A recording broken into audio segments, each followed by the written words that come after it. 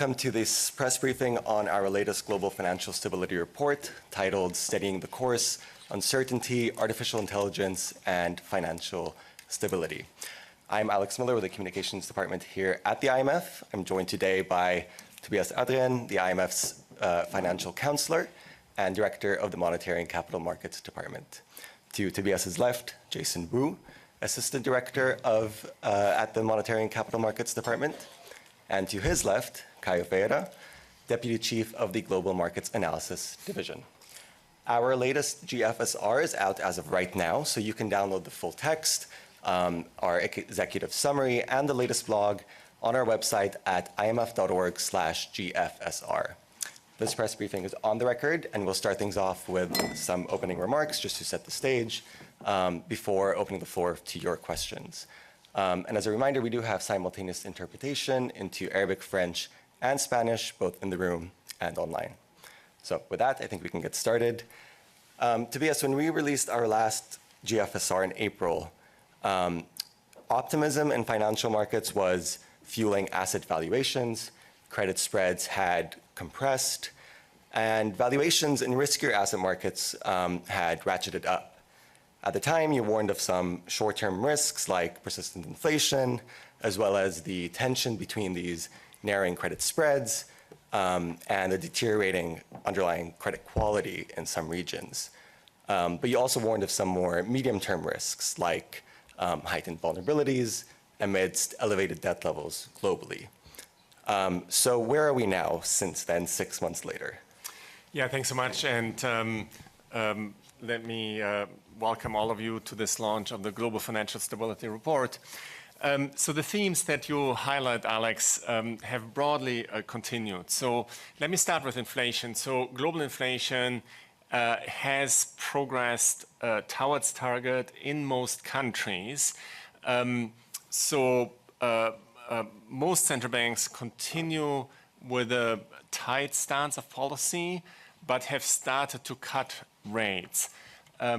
Now, with inflation heading towards target in many countries, the focus of the central banks has shifted from being primarily focused on inflation towards also considering real activity. And so concerning real activity, we have seen upward surprises relative to expectations. In financial markets, that has been particularly visible in earnings surprises that have been on the positive side. And so as a result, the likelihood of a global recession has continued to recede. So the baseline forecast is one of a soft landing globally. And that is the optimism that we had flagged already in April that has been reinforced in many ways, and that is fueling optimism in financial markets. So financial conditions globally continue to be accommodative, credit spreads continue to be tight, implied volatility, particularly in risk asset markets such as in equity markets, continues to be fairly low. Now, our main theme in Chapter 1, which is released today, is a tension between this financial market assessment of volatility, i.e. the implied volatility in the equity market is perhaps the best indicator here, which is at fairly low levels by historical standards, relative to measures of global geopolitical uncertainty. So in the report, we're showing two measures that are computed not at the fund, but by other institutions, one on geopolitical uncertainty, the other one on economic uncertainty, and those continue to be relatively elevated.